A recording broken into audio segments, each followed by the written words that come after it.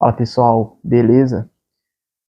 Eu sou Álvaro, eu sou graduado em Geografia e estudo e pesquiso a respeito de climatologia desde 2013.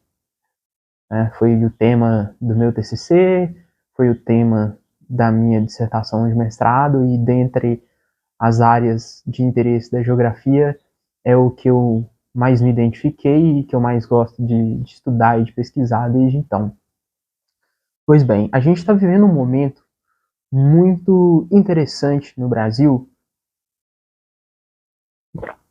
a respeito dessa onda de calor extremo que se instalou aí e que vem sendo muito comentado na mídia desde a semana passada, né? Que a gente viu as manchetes aí, bolha de calor extrema e, enfim, primeiro, uma coisa que eu tenho ouvido muito algumas pessoas questionarem é o quanto essa onda de calor ela é realmente tão severa e tão extrema e tão fora dos padrões, porque principalmente para quem já vive em áreas que são muito quentes, é uma percepção difícil de se ter, né? Também quanto a se a gente comparar esse período, essa onda de calor extremo, com outras ondas de calor que a gente teve no passado, qual que são as perspectivas e qual foi o cenário nesses outros anos e o que talvez a gente pode esperar para os próximos meses, agora de 2023. Então, a primeira questão é, o quão severa realmente é essa onda de calor que a gente está vivendo no momento? E eu vou pegar aqui como exemplo para poder tratar a respeito disso a minha região, que é a região norte de Minas. Principalmente aqui a região de Pirapora, Várzea da Palma, Laçance, Buritizeiro, né, a micro-região de Pirapora aqui, onde tem uma estação referencial no município de Pirapora, aonde tem medição de dados, né, de temperatura e chuva desde a década de 60, mais ou menos. Desde quando existem a medição desses dados, em toda a série histórica, o ano mais quente que se tem notícia foi o ano de 2015. Em 2015 a gente teve uma onda de calor muito semelhante com a onda de calor atual que a gente está vivenciando. Inclusive, o dia que apresentou a maior temperatura já registrada em toda a série histórica, desde quando começaram a haver medições na década de 60 até o presente momento, o dia mais quente registrado na estação de Pirapora foi o dia 26 de setembro. Olha para você ver, hoje é o dia 25 de setembro, mas foi no dia 26 de setembro de 2015, houve o registro de 40,8 graus na cidade de Pirapora. Levando em consideração os dados do Instituto Nacional de Meteorologia, o dia mais quente da história em Pirapora foi 2015, onde fez esses 40,8 graus.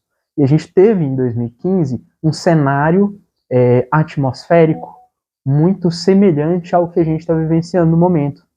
A gente teve também um bloqueio de massas de ar se instaurando no país, uma zona de alta pressão que afastava essas massas de ar frio e massas de ar úmido, que poderiam quebrar esse calor extremo e essa baixa umidade do ar. E você teve um cenário muito parecido com o cenário atual, de altas temperaturas, baixa umidade do ar e uma dificuldade de entrada de massas de ar no país. Né? E é exatamente algo muito semelhante que a gente está tendo agora, apesar de que aparentemente tem uma frente fria que está penetrando pelo sul do país e nos próximos dias a gente pode ter o calor reduzindo e inclusive em algumas áreas alerta de temporal muito severo, porque enfim, vai ser uma quebra de temperatura muito grande num período muito curto de tempo. Existe esse risco.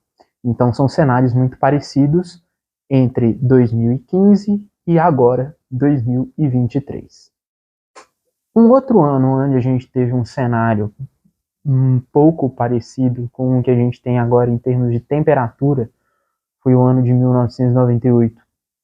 1998, antes de 2015, era o ano com as maiores temperaturas registradas aqui para a região. Se não me engano, ficaram ali em torno de 38, 39 graus, mas a gente tinha uma configuração atmosférica diferente no ano de 1998. A gente tinha o final de um período de Laninha, de El Niño, no início do ano, ou seja, o ano começou com o período de El Niño, mas houve uma transição para a Laninha. E houve o resfriamento das águas do Pacífico a partir do segundo semestre, e houveram chuvas muito significativas no segundo semestre do ano, o que manteve a média de chuva dentro do normal para a região, em torno de 1.000 milímetros. Esses 1.000 milímetros sendo distribuídos mais ou menos aí em meados de outubro até março, que é onde o período chuvoso aqui da região. Já 2015, junto de 2014, são anos onde houveram as maiores secas que já se tem registro aqui na nossa região, sendo que a média nossa é em torno dos 1.000 milímetros por ano. 2014 e 2015 foram anos que choveram abaixo dos 500 milímetros. Em Vaza da Palma, Pirapora, enfim. Se você analisa o cenário como um todo, em todo o norte de Minas, a gente teve chuvas muito baixas, né? Volumes de chuva muito baixos aqui na nossa região nesses anos de 2014 e 2015. Principalmente 2015 é onde você teve o ápice dessa seca aqui na nossa região. Então, respondendo os dois questionamentos desse vídeo, né? Primeiro, o calor, ele é realmente tão severo assim? E sim, ele é, mesmo levando em consideração um lugar onde normalmente já faz muito calor, como é aqui na região norte de Minas. Haja visto que a maior temperatura registrada, segundo os dados do INMET, né, que são dados oficiais, no município de Pirapora são esses 40,8 graus, e não se sabe se vai bater, né, realmente o que diz a previsão, mas a gente tem previsão para fazer 42 graus na quarta-feira, 41 graus na terça, que foi o dia da maior temperatura no ano de 2015. Então, mesmo para um lugar quente, a temperatura ainda está muito acima da média, né? Está aí uns 2 graus acima do que é o normal de ser registrado aqui.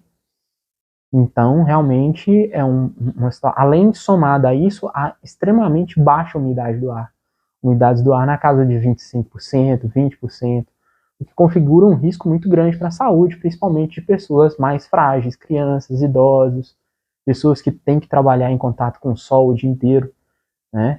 É um cenário realmente preocupante, onde a gente tem que tomar o máximo de cuidado possível, se hidratar bastante, usar protetor solar, quem puder evitar sair no sol, evitar o máximo possível, porque realmente a gente está vivendo uma situação atípica, mesmo para um lugar onde se é comum sentir calor e ter calor, né? A região norte de Minas é uma região quente.